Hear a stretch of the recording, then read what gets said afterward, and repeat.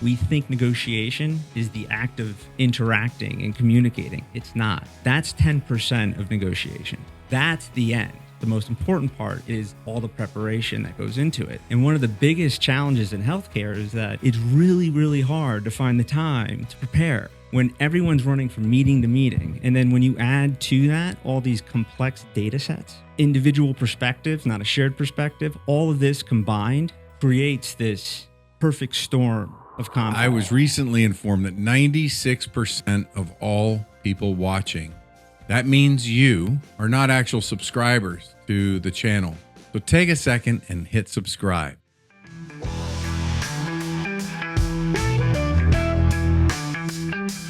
Welcome to the Point with Jeff Spikes, the show about achieving goals, embracing growth, and finding your true path.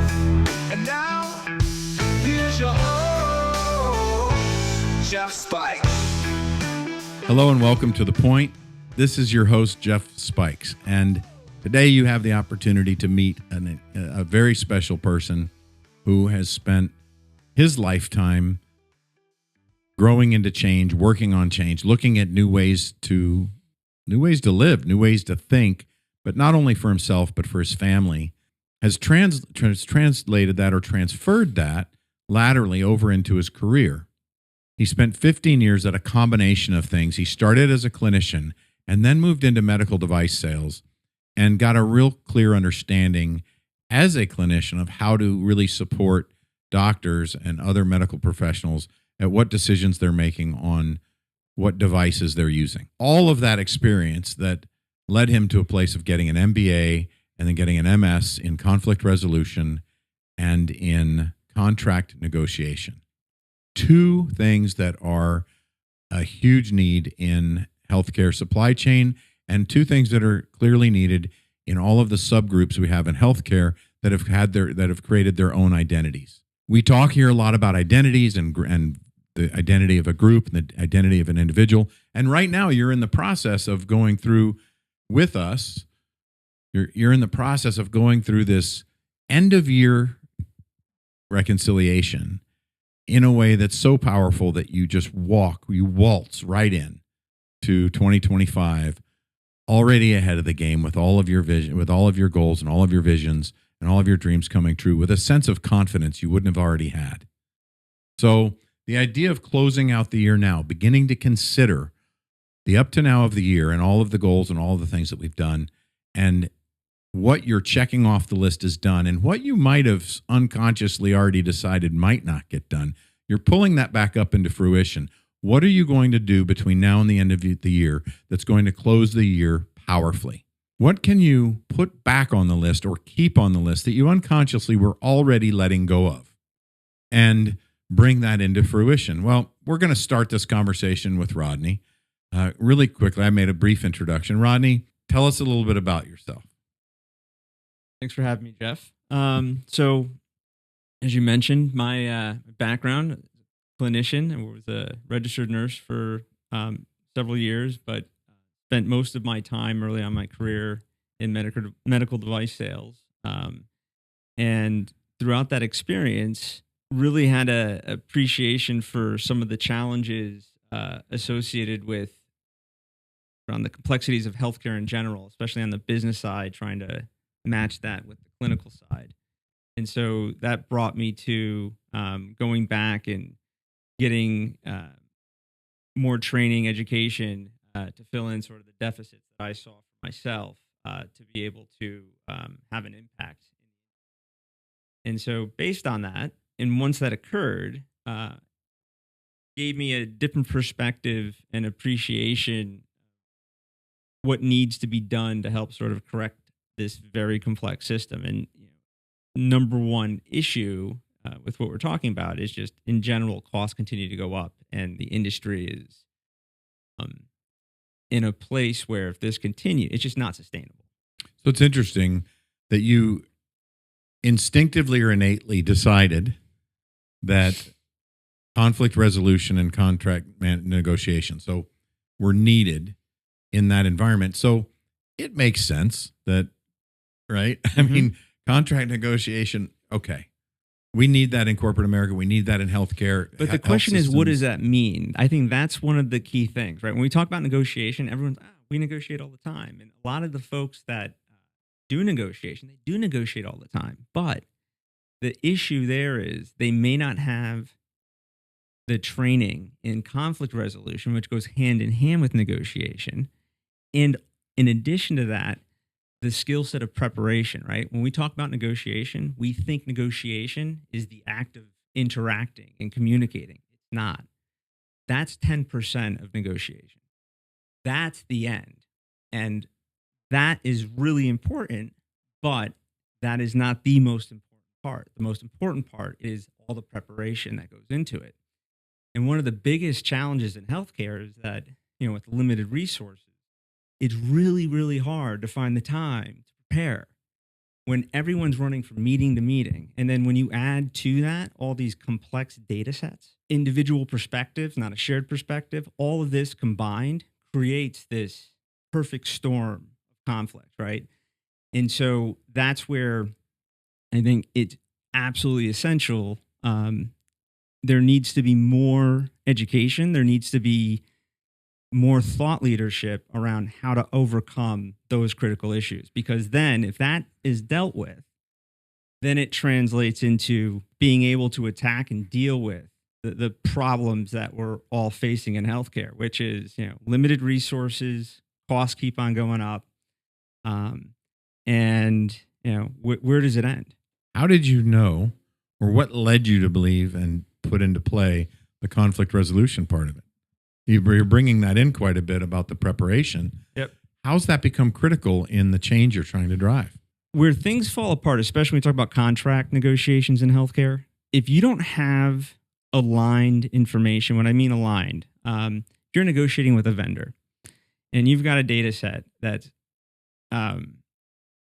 giving you completely different numbers than what the vendor's saying, where do you begin with that negotiation? You're already starting off with a perspective that isn't shared and it's not aligned, right? And so I could tell you from my experience working at Medtronic, their data was impeccable. They're a for-profit company. They're in the business of making money.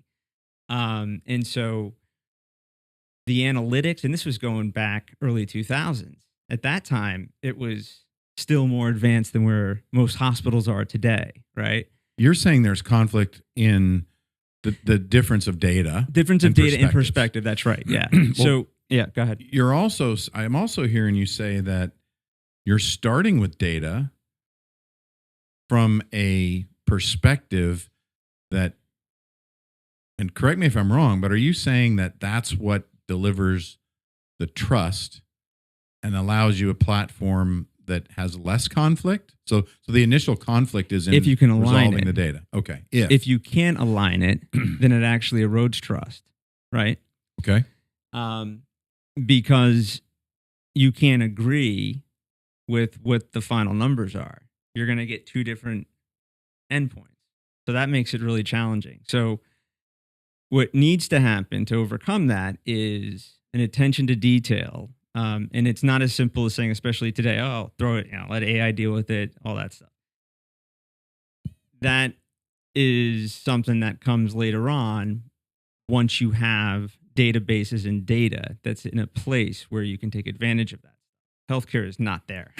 But you've been working for a long time to bring that in for at least the contracts for devices and the rebates. So right. I got a question. I'm dying to ask. This erosion of trust versus gaining trust. Mm-hmm. Excuse me. Well, first of all, what's the definition of trust? Well, okay, so that's let's pause there for a second, because that is definitely a different conversation, right? We should bring that into this conversation. Yeah. And it's perfect timing, because the question I'm really going to ask is, where do you see this in your personal life? You're talking to people that watch The Point, that come from healthcare, they're leaders in industries, they're entrepreneurs. You are, you're looking for a level of greatness that you haven't already accessed, or maybe you have, and you're looking to do a better job of just being you and being less worried about perspective or perfection. And you're you're beginning to value the impact over the perfection of your performance, which is less self-centered and more other centered. It's more client-centric or more service-centric, in that there's less concern for self. There's a lot of work you put into this. The people that watch The Point, right? There's less consideration put into being perfect than there is at doing the right things for ourselves so that we can be of better service, right? So you're speaking here at The Point to people that are high performers, that are CEOs or executives that are taking care of themselves in the stance of how that better prepares them to make their impact, right? So that being said, if something's not going well in business, there's almost always a personal place that it's also happening. So there's this understanding of what I'm performing, what I'm trying to correct in the business world. There's always a lateral move. There's always a lateral thing happening in our personal life that if we address, will also impact how it addresses business. The two go hand in hand. Mm-hmm. Just like when we take care of our bodies, our ability to demonstrate care for ourselves translates to a different level of confidence when we're taking care of others. Absolutely. So rather than just pumping up to look great, which there's nothing wrong with that either. That may be part of the self-care. Right. But isolated just as that is now a performance of perception from outside. You're looking for the outside influence. But that's another rabbit hole we could go down. So just on that note of considering who you're talking to, where's this show up for you personally in life? This idea that having the right information or the wrong information can either build trust or break down trust. Yeah. So one of the things that when I was at the program at Columbia for conflict resolution and negotiation, the main theme of that entire program is reflection. Preparation is a big part of it as well, but it's reflection, right? And so one of the things that's said over and over again is when we reflect, we need to reflect on action so that you can reflect in action, right? And so the idea there is that taking a step back, understanding your perspective, but then really understanding and trying to see it from the other side and thinking through, am I looking at this correctly, right? And so then you start learning all these different models and theories. And you had said, interestingly, caring less for self, like prioritizing the other side. And so what that program did, it did a great job of providing all these different models and theories. What you said was the ability to overlook oneself to prioritize the other side. So what that is the dual concern model. And what's interesting about the dual concern model is that it has an X and Y axis. And on the Y axis, it's priority of the relationship. And on the X axis, it's priority of the outcome.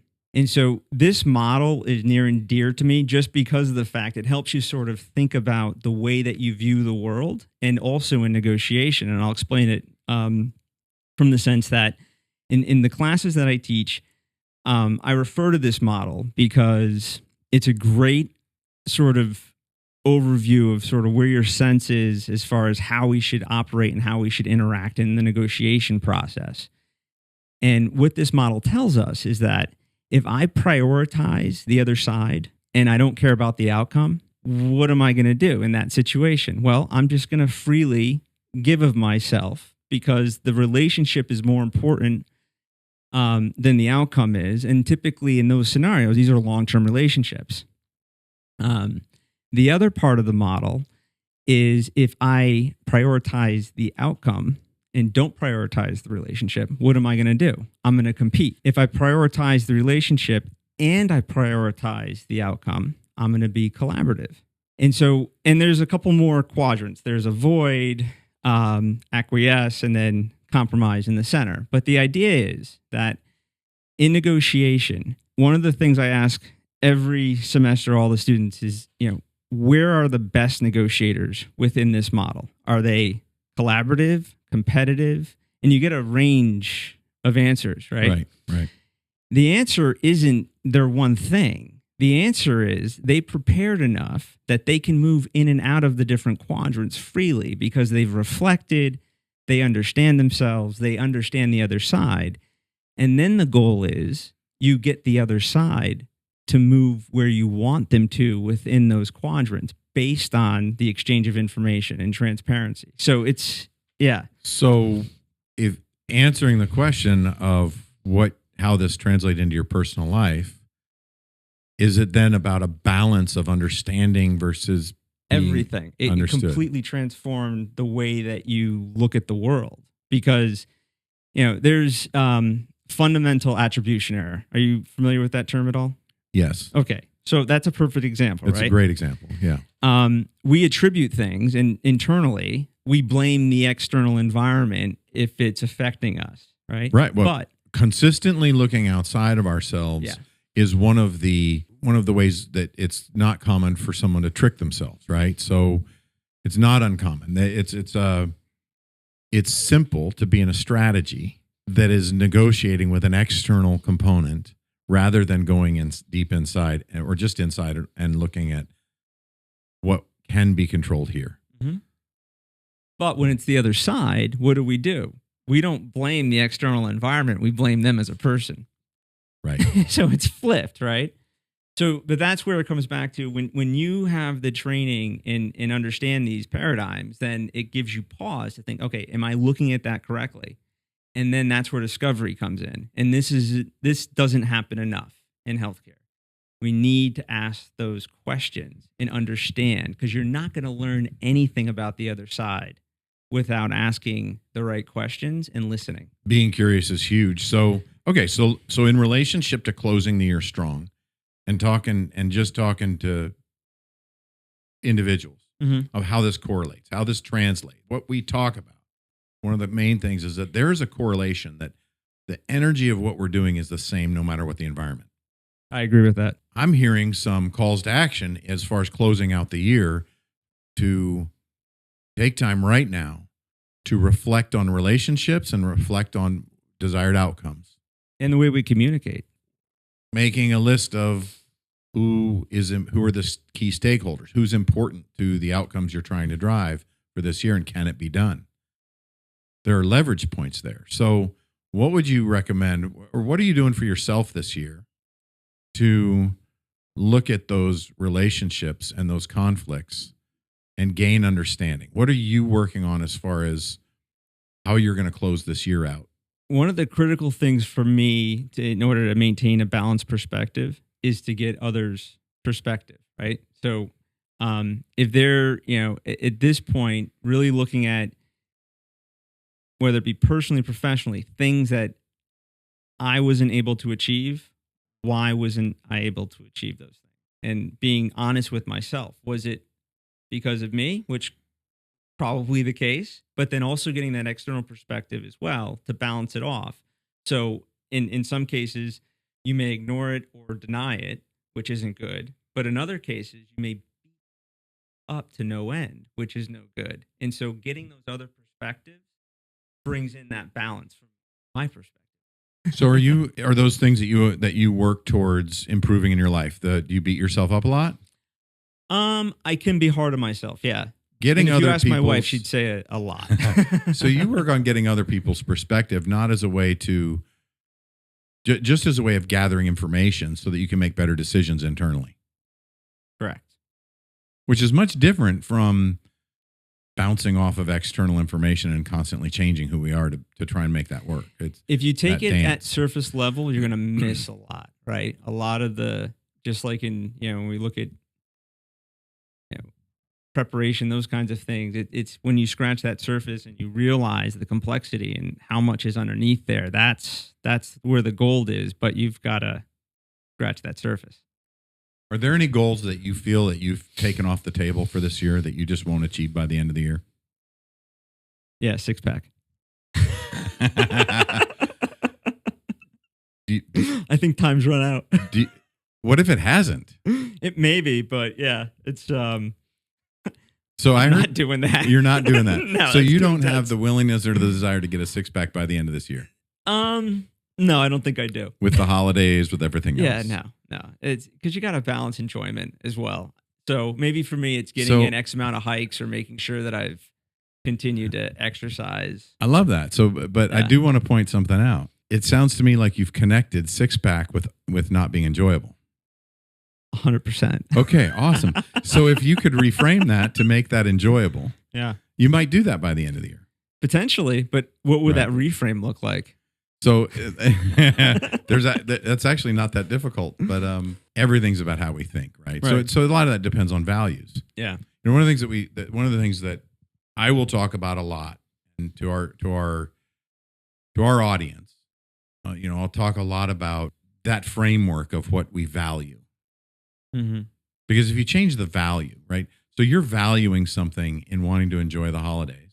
You're probably valuing your palate, the feeling you get when you're having, when you're relating to your family and talking and having a hot cocoa. And I think the other piece is being regimented with all these other things and letting this one thing not be as regimented.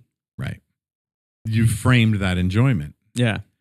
If we but that's around a value of something, Mm-hmm. right? So if we were to break it down and just look at your values, we could, and if you wanted to, the way to change that would be to just pick another value.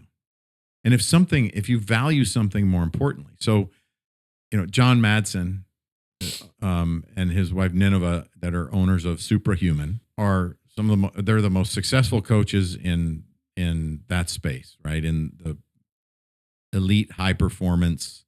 If you're an executive and you're looking to get a six pack, they're the people to talk Yeah. to, right? Yeah. But they'll tell you you got to give yourself permission. And one of the major reframes is, if you value taking your shirt off and feeling good about yourself at the beach, you don't have to worry about that in New Hampshire. Yeah, I was going to say, there's no beaches in the Northeast in the winter. That's in the woods right. with the bears. So a better time to pick might be March, right? To do that. But that's one way to do that, is to Yeah. value the feeling you have Yeah. as a leader of industry, as a leader in your field. But see, then there's that translation back and forth. I think I just found my reframe. The value of being able to bend, because I snowboard as well, being able to bend over and get in the snowboard and not be out of breath. and not be out of breath. Not be out of Yeah. breath. See, so there. But see, As you get older, like it's getting harder every year. so based on what you want, Yeah. that could make a significant way to reframe the value That's a powerful one, because that I gets you enjoy closer snowboarding that much more. to Yeah. a six pack. Yeah. The overall idea of change that we're looking at here is that instead of having all these things to juggle and all these things that can then drop, and always having to get things back up, right? Mhm. Whether it's money, finance, family, relationships, physicality, emotional wellness, all these things, rather than focus on, I got to work so much right now, to focus on that. So family falls, self-care falls. We don't go, we don't train. And then all of a sudden, oh man, I gotta do 75 hard. And oh my gosh, I gotta go through therapy, and I gotta join a group with my wife, and I gotta do these things. And you create these many habits that Right. spin out of control. So rather than do that, what we talk is, let's design optimal. Mm-hmm. And let's allow ourselves to relax from optimal, knowing that we're always a short effort away from becoming optimal again. So now we're allowing ourselves to relax from the top. And as we do that, we've created baselines now that we're then growing from. That being said, if you're coming from the bottom, if something's fallen all the way to the bottom, relationship with your spouse or with a loved one of any loved one, your physical fitness, your mental wellness, if you're feeling depressed all the time, there's these things that can fall to the bottom. You're financially you're feeling really uncomfortable with the amount of money in the savings account, right? You're whatever it is that's fallen to the bottom. We do the same thing. We create the baseline that we know we can always maintain, and we maintain that baseline and then always grow from there, right? So it's consistently creating baselines to optimal, of how to get to optimal. Then once we're at optimal, we can then relax from it and get better. So imagine the difference of effort. We're talking about closing the year strong. Imagine the difference of effort when we're optimal in all of our life, and we're relaxing from that state so that we can get back up. Now, a medical challenge. Now we're safe, we're healthy, all of our body parts are working right, but something happens to physically that causes an issue. Now, if you're optimal and there's something that keeps us from, then it's much easier to recover from than if that's in the basement. Absolutely. It begins to feel unrecoverable, right? If we're not feeling optimal in our emotional resourcefulness and we're fighting depression and other things, it can be devastating to have a major loss or something happen that crushes that, right? So it's about maintaining that level of optimal so that it doesn't feel like such a push. The number one thing I'll hear when I talk to clients or potential clients about change, and if you're one of those people that I've spoken to recently and you're listening, this is the hope. So one of you very recently, you shared with me that it was just felt like too much work right now to bring this one area of your life up, and you were fighting with depression. But if you're fighting with that depression, there's hope, right? Hope that you can start building behaviors. And if you just begin to trust those behaviors and then exercise those behaviors, like practice those behaviors from the viewpoint of what you're best at, to try and make that easier, the hope is that now you can start building. You start from the bottom up. You know what you want. You start with a minimal effort you need to put forth that you can consistently do, and do that from the right mental framework. So you can do the same thing with wanting a 6-pack, but so those are things, right? So when we're looking at closing out the I start year, off with a 2-pack, 4-pack. right? Yeah. That's right. Like I just want to be able to see definition in my stomach first, right? I just want to be able to bend over without having pain. Right. I want to bend. I want to buckle in to my snowboard without losing my breath at high altitude. Yeah.